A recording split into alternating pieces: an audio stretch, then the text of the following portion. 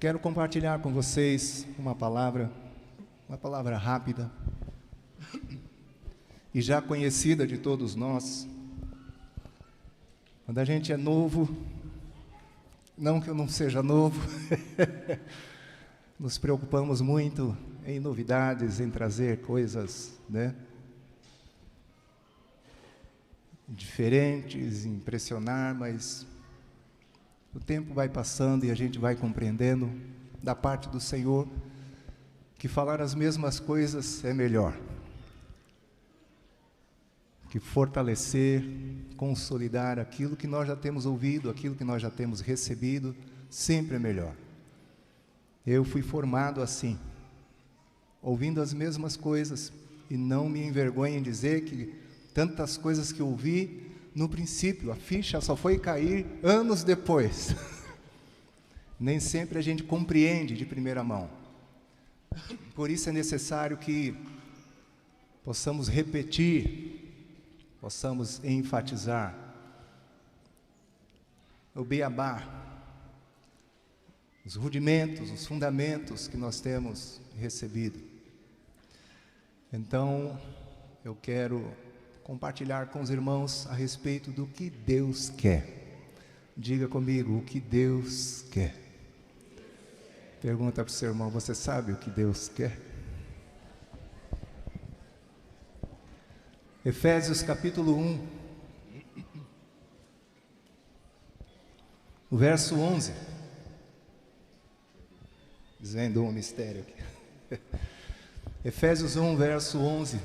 A palavra do Senhor diz: nele, no qual fomos também feitos herança, predestinados segundo o propósito daquele que faz todas as coisas conforme ou segundo o conselho da sua vontade.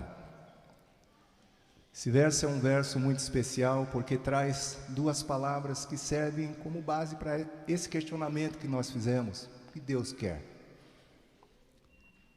Da parte do Senhor, o apóstolo Paulo traz nesse verso a palavra propósito. Diz que nós fomos predestinados segundo o propósito. E esse verso também traz a palavra vontade, que foi o que nós perguntamos. Qual é a vontade de Deus? Predestinado segundo o propósito daquele que faz todas as coisas conforme ou segundo o conselho da sua vontade. Nosso Deus é um Deus de propósito. E o seu propósito tem tudo a ver com a sua vontade, que ele afirmou através do profeta Isaías. Que o seu conselho, o seu propósito permaneceria de pé e ele faria toda a sua vontade. Isaías 46, verso 9, se não me falha a memória. Qual a vontade de Deus? Romanos capítulo 8, verso 28. Ouvi pela primeira vez, pelo menos com atenção, há 32 anos atrás. O texto diz que nós sabemos que todas as coisas cooperam juntamente para o bem daqueles que amam a Deus, daqueles que foram chamados segundo o seu propósito. Que coisa impressionante. Todas as coisas cooperam juntamente para o bem daqueles que amam a Deus. Só para saber quem ama a Deus aqui, diga amém. Aleluia! Daqueles que foram chamados segundo o seu propósito. Quem tem essa convicção de ter sido chamado segundo o propósito de Deus, diga amém, aleluia. Diga para o seu irmão, eu amo a Deus e eu sei que fui chamado segundo o seu propósito. Mas a questão, o que Deus quer? Verso 28, Paulo traz a palavra propósito. O verso 29, ele destrincha um pouquinho mais a respeito desse propósito, dizendo: porquanto aos que de antemão conheceu, também os predestinou. As mesmas palavras de Efésios. para serem conformes à imagem de seu Filho. Esse Filho é Jesus, a fim de que Ele, o Filho, Jesus, seja o primogênito dentre muitos irmãos. Há 32 anos atrás ouvi que Deus decidiu ter uma família, decidiu ser o pai de muitos filhos. E esses muitos filhos, semelhantes, todos eles, a seu primogênito Jesus, para a sua glória. Predestinados segundo o conselho daquele que faz todas as coisas conforme a sua vontade. O verso 12 de Efésios 1 diz: a fim de existirmos, a fim de sermos, para louvor de sua glória. Esse propósito de Deus, essa vontade de Deus tem como finalidade a sua glória. Porque dele, por meio dele e para ele são todas as coisas. A ele, pois, a glória, aleluia, eternamente. Em Efésios diz: a ele seja a glória na igreja e em Cristo Jesus. Você concorda que Deus deve ser glorificado? Erga suas mãos e dê glória ao Senhor nessa noite. Nos reunimos para dar glória ao teu nome, Senhor. Porquanto aos que de antemão conheceu, também os predestinou para serem conformes à imagem de seu Filho, iguais a Jesus, a fim de que ele seja o primogênito, o primeiro dentre muitos irmãos. Então, uma família, muitos filhos, semelhantes a Jesus, para a glória de Deus, o nosso Pai. Eu tenho plena convicção no meu coração de que essa é a vontade de Deus. E isso tem conquistado o meu coração. Conversávamos com os irmãos ontem que, com base em Filipenses capítulo 3, Paulo prosseguia para conquistar aquilo para o qual ele também havia sido conquistado por Cristo Jesus. Eu tive a mesma experiência há 32 anos atrás. Como falei, não sou tão velho assim, mas 32 anos já se passaram. E essa palavra conquistou meu coração. Eu que havia sido criado como a linguagem comum, do evangeliquez, da igreja, utilizamos, criado na igreja. Quando nasci, meus pais já haviam se decidido pelo Senhor e eu cresci naquele contexto. Contexto de fé, de singeleza diante do Senhor, sem qualquer crítica. Louvado seja Deus que alcançou o coração de papai, que era um homem muito complicado, mas que teve a sua vida radicalmente transformada, e pela transformação da vida de papai, mamãe se converteu. Mamãe se converteu pela transformação da vida de papai, que teve um encontro com Jesus. E viveram a fé deles segundo a instrução que receberam, e eu nasci nesse contexto e cresci nesse contexto. Mas obviamente não prestei muita atenção nas Escrituras e especialmente nessa passagem. Mas por misericórdia do Senhor, com poucos dias de casado com Selma,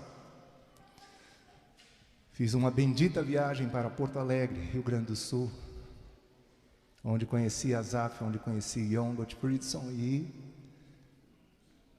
pela primeira vez ouvi a respeito do propósito eterno de Deus.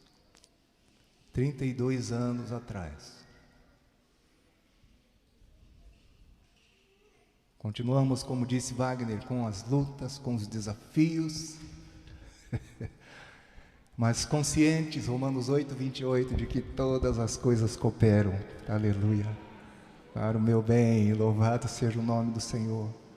Eu amo a Deus e fui chamado segundo o seu propósito, e hoje posso testemunhar para os meus irmãos a convicção que tenho no meu coração de que, para mim, A vontade de Deus é essa.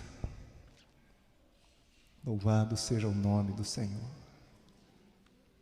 A vontade que Deus expressou desde o Gênesis, dizendo que faria o homem à sua imagem conforme sua semelhança, os abençoando para que se multiplicassem, frutificassem, enchessem a terra. E agora tão bem esclarecida, através do Espírito Santo por meio dos apóstolos, dos profetas, como Paulo tinha revelação profunda da vontade de Deus. Em suas epístolas, repetia exaustivamente a respeito do propósito e da vontade de Deus, e eu tenho plena convicção que a vontade de Deus é essa. Aleluia. Não uma vontade, um desejo de algo irreal, que vai se realizar no futuro, mas algo que já começou. Amém, queridos? Porque o Filho, em seu corpo na cruz, desfez o velho homem. E por meio dele começou um novo homem. E agora todos aqueles que estão em Cristo são uma nova criação. Aleluia! Louvado seja Deus!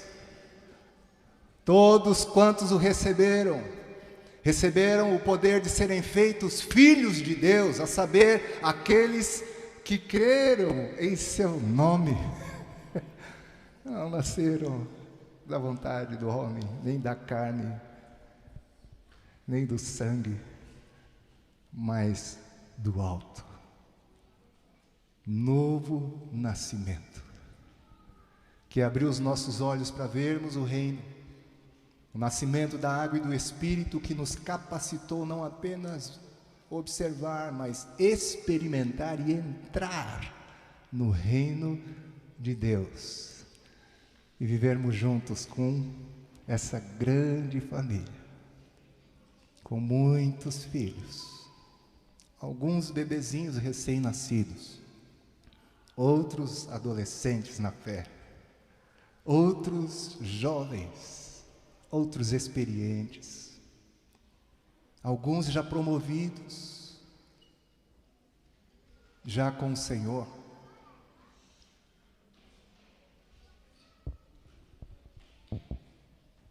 Mas uma parte aqui ainda, que serve de modelo, serve de referencial, de encorajamento para as nossas vidas, para que jamais nos esqueçamos do que Deus quer.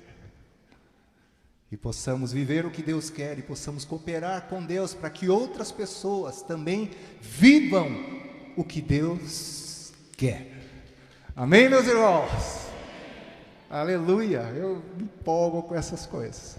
E não sou assim uma pessoa tão expressiva, mas isso mexe profundamente com o meu coração. Então, para concluirmos essa palavra, sabemos o que Deus quer, né? A família, muitos filhos semelhantes a Jesus para a sua glória. Quero trazer 4 pontos que cooperam para a realização daquilo que Deus quer, que nós também já sabemos. E o primeiro ponto, Deus quer que todo homem, toda mulher, todos nós sejamos verdadeiros discípulos do Senhor Jesus. E eu quero ouvir amém, glória a Deus e aleluia. Quem é discípulo aqui, diga amém.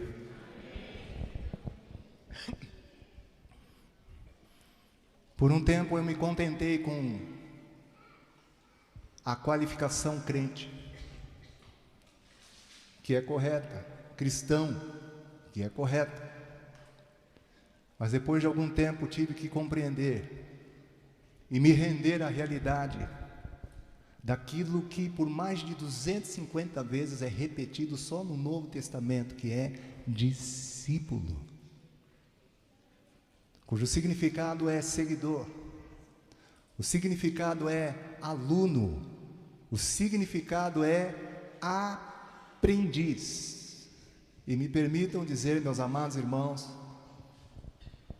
é um aluno, um seguidor e um aprendiz que vai além de tentar seguir os ensinamentos de um mestre, como nós mesmos já ouvimos e já aprendemos. Com o passar dos anos, Deus foi falando claramente no nosso coração e dizendo: olha, antes de seguir meus ensinamentos, você precisa seguir a minha pessoa. Precisa estar identificado comigo.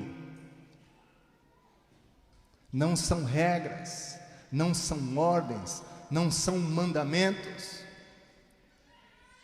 Existe uma pessoa gloriosa, amorosa, maravilhosa, aleluia, que através de seus lábios a graça extravasou e alcançou nossos corações e as nossas vidas, e assim nós seguimos, aprendemos, fomos conquistados por uma pessoa e também pelos seus ensinamentos. Somos seguidores de Cristo Jesus, o Mestre, e de seus ensinamentos. Deus quer uma família com filhos semelhantes a Jesus, e o primeiro ponto para que isso aconteça, todos nós, todos os seres humanos, e compreendam bem, independente da cultura, da cidade, do estado, da nação, da realidade, da classe social, independente, todos devem ser discípulos, seguidores de Cristo Jesus. Amém, meus irmãos? Louvado seja o nome do Senhor. Porque como aqueles que foram conquistados por Jesus, sua vida, sua obra, tocados profundamente, impactados por sua palavra, que é espírito e vida, com certeza, a salvação aconteceu, o retorno ao propósito de Deus. Mas não apenas isso, começa agora o pleno conhecimento da verdade, porque Deus deseja que todos os homens sejam salvos, mas não apenas isso, que todos cheguem ao pleno conhecimento da verdade. Amém, queridos? A verdade do propósito de Deus, da vontade de Deus, da criação de Deus, da queda do homem, da reconciliação, do reconciliador, da sua obra tremenda, grandiosa, em vida, em morte, quando por 3 dias seu corpo esteve na sepultura e ele desceu às regiões inferiores da terra, das coisas que aconteceram na cruz, da restauração de todas as coisas, da derrota de principados, potestades, da derrota de Satanás, da derrota da morte, do quebrar das cadeias, da destruição do velho homem, da reconciliação do homem com Deus, do quebrar-se do muro da separação, do triunfo do Filho, que recebe toda a autoridade nos céus e na terra, e da missão que deu aos seus seguidores, da sua vinda gloriosa, como já foi declarado nesta noite, da igreja, do seu corpo, pleno conhecimento da verdade. Deus quer que todo homem seja um discípulo. De vez em quando usam esse termo, vou usar, me perdoem, apaixonados por Jesus. Biblicamente, a palavra amando a Cristo acima de todas as coisas. E pelo amor a Jesus, obviamente com seu coração aberto para receber seus ensinamentos. Você já decidiu ser um discípulo de Jesus? Quantos discípulos temos aqui? Aleluia! Não quer dizer tudo. Com esse pouco tempo de experiência que tive de me render à realidade que apenas ser discípulo não significa tudo. Mestre, sim, mas discípulo é um aluno. Então, por isso, nós temos toda a paciência, compreendendo que estamos num processo. Eu e você. Ah, Dani, mas você... Não, eu sou um discípulo. Ah, mas... Não me confunda. Já está resolvido no meu coração e na minha mente o que eu sou. O mais importante é ser filho de Deus, mas sou também um discípulo, um seguidor de Cristo Jesus. Estou num processo, aleluia. Sou uma obra em andamento, amém, queridos? E eu creio que você também, amém ou não? Então cumprimenta seu irmão e diga: estamos resolvidos, somos discípulos. Deus quer que todos sejamos discípulos, aleluia. Segundo ponto, para aquilo que Deus quer, que nós já sabemos o que Deus quer, todo discípulo precisa ser conformado à imagem, à semelhança de Jesus. Isso vai mexer com a nossa vida.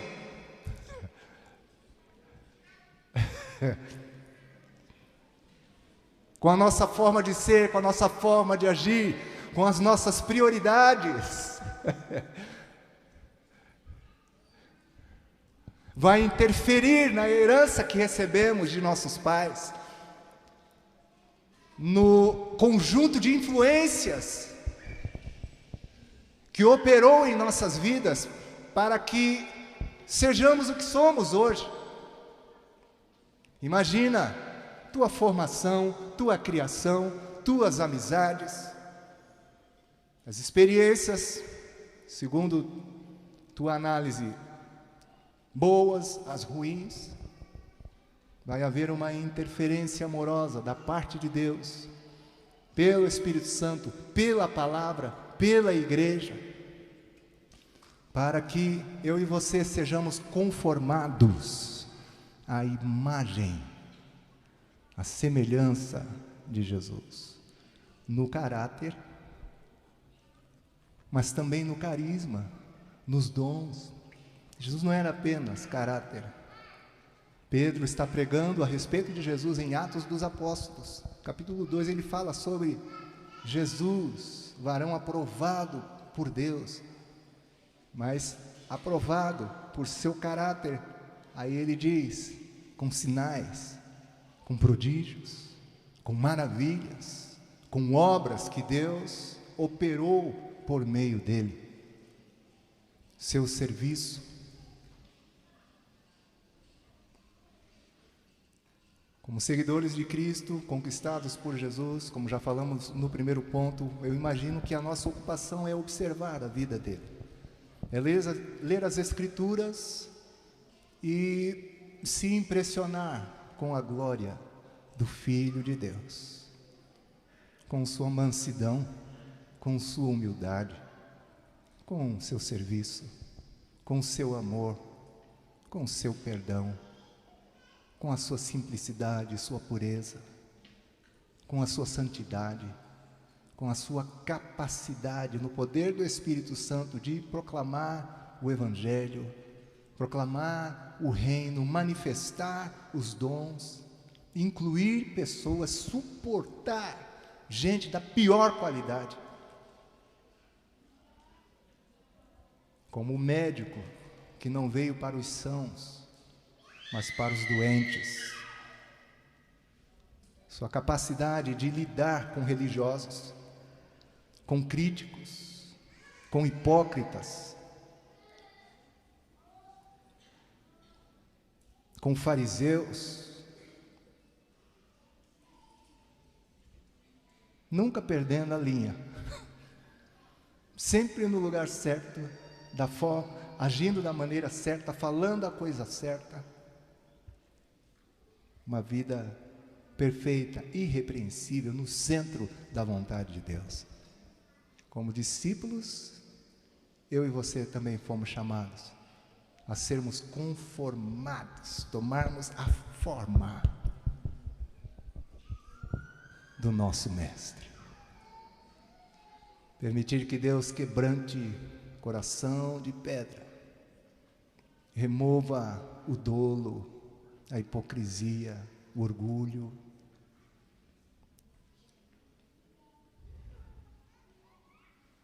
Substitua o desejo de vingança por amor.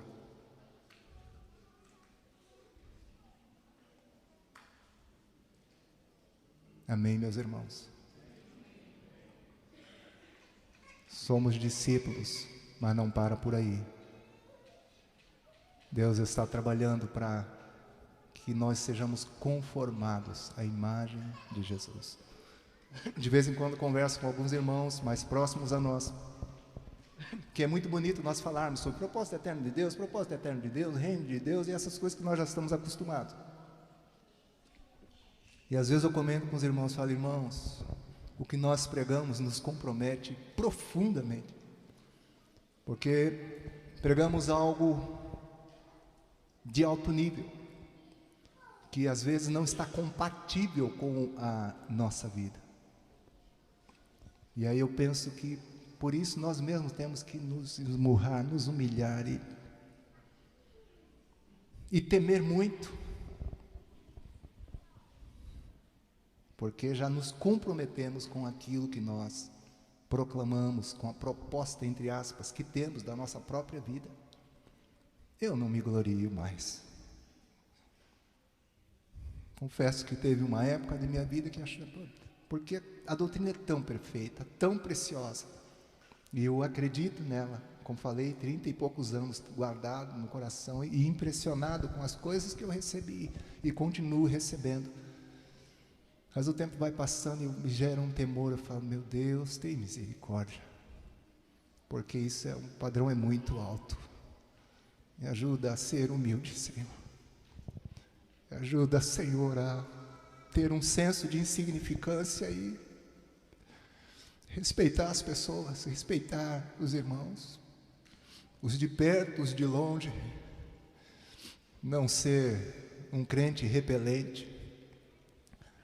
Existem dois tipos de crente, de cristão, o atraente e o repelente. Pergunta para quem está do seu lado, qual dos dois você?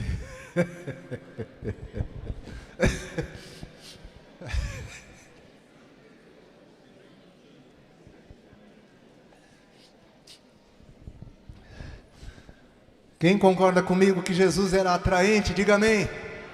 Até quem não gostava dele se dava ao trabalho de estar perto dele. Meu Deus, mas não gostava dele, ficava perturbando, porque não ia encontrar seu caminho, não dava. Ele era o resplendor da glória, a expressão exata do Pai, o amor encarnado, a santidade. O Verbo se fez carne e habitou entre nós, e ninguém conseguia se afastar daquele homem, criticando, falando, rejeitando, mas ali, junto, se dando ao trabalho de seguir, de estar perto dele. Meu Deus do céu, tem misericórdia de nós. Terceiro ponto, que Deus quer, todos sejam discípulos, todos os discípulos sejam conformados à imagem, à semelhança de Jesus. Terceiro, que todos os discípulos estejam comprometidos no corpo de Cristo. Não brinque de igreja. Participe, se envolva, se comprometa. Eu não sei porque, mas me lembrei de uma historinha aqui, dos dois níveis de compromisso, da galinha e do porco. Você já ouviu falar a respeito disso? O compromisso da galinha, né, em fazer o omelete, é dar o ovo. E o porco é o bacon.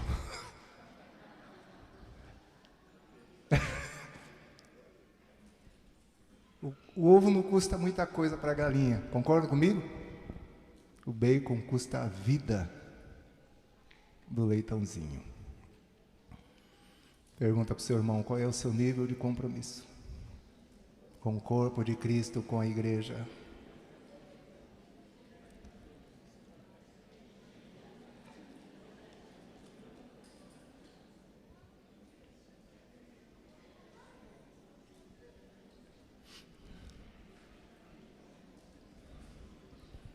Como compromisso, Hebreus 10, 25, se não me falha a memória, já nos dá o start, que é não deixando de congregar-nos.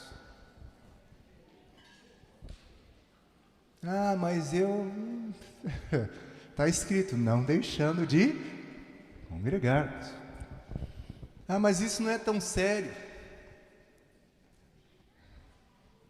Você já leu o verso 26? O 25, se não me falha a memória, o 24, 25 diz, não deixando de congregarmos.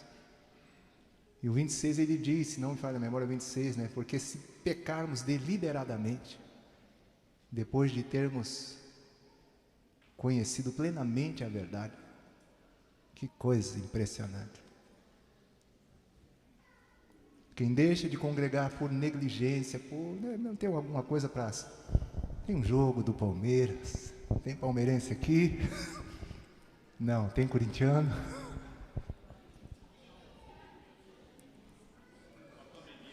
Flamengo, isso aí, obrigado, irmão. Flamenguista, só tem discípulo.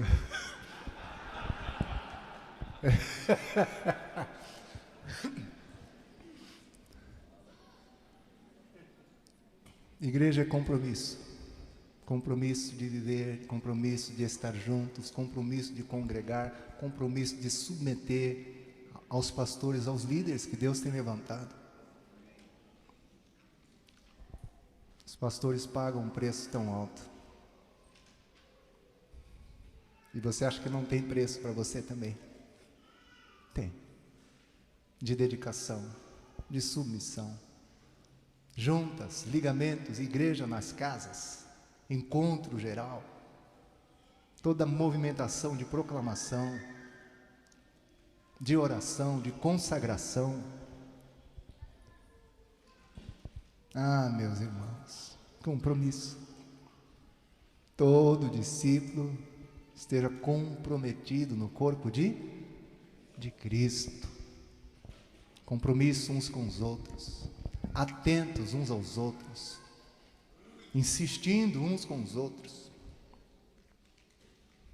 no bom sentido, até perturbando uns aos outros, porque tem gente que precisa de alguém. Eu joguei basquetebol profissionalmente e tinha uma marcação que a gente apelidava de homem a homem. Tinha marcação por zona, onde o time da defesa montava no garrafão, né, e ficava aguardando o ataque vir, e só acompanhava de dentro do garrafão ali, levantando a mão, mas tinha uma marcação que era homem a homem, que tu tinha que sair daquele lugar, hein? Escolhe um, e grudava ali no cara, e ficar onde ele fosse, você ia atrás. Tem discípulo que precisa de marcação homem a homem.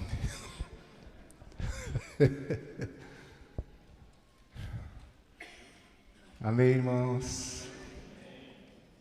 Você já sabe todas essas coisas, por isso nós vamos para o último, quarto ponto. E eu quero chamar os irmãos para nos acompanhar aqui. Todos sejam discípulos, todos os discípulos conformados à imagem, semelhança de Jesus. Todos os discípulos comprometidos no corpo de Cristo. E por último, que todos os discípulos façam discípulos. Não ouvi amém, glória a Deus e aleluia. Ah, isso é coisa para pastor. Não, é para discípulo. É coisa de presbíteros. Não, é de discípulos. Se talvez esteja difícil, Mateus 28, 18, ali a 20, né? Toda autoridade me foi dada nos céus e na terra, portanto, ide, fazei discípulos de todas as nações, batizando-os em nome do Pai, do Filho e do Espírito Santo, ensinando a guardar todas as coisas que vos tenho ordenado, e eis que estou convosco todos os dias até a consumação dos séculos. Se está difícil, 2 Timóteo 2, 1 e 2, né, o 2 e 3, onde Paulo diz: tu, pois, meu filho, fortifica-te na graça que há em Cristo Jesus, e o que de minha parte ouviste, através de muitas testemunhas, isto mesmo confia a homens fiéis, idôneos, confiáveis, contextualizando, gente bem intencionada. Sabe o que Deus quer e quer a mesma coisa, aptos para instruírem a outros. Uma cadeia,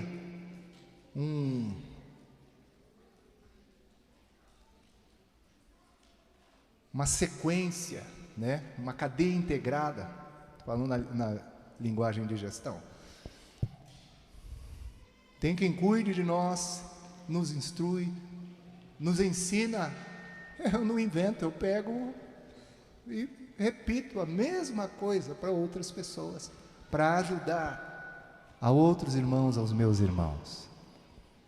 Então, diga para o seu irmão: você não vai escapar, você vai fazer discípulo também.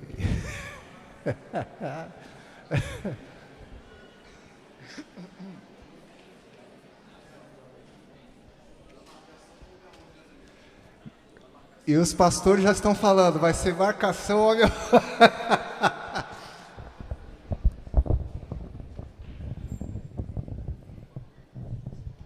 Talvez você tenha medo. Eu também já tive. Talvez você seja tímido, mais do que eu, duvido, no passado. Eu acho que para correr está no teu tempo aí.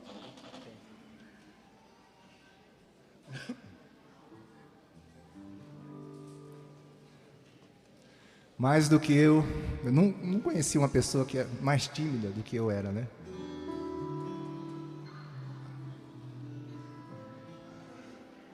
Uma coisa eu aprendi: a gente não faz discípulos porque as pessoas precisam,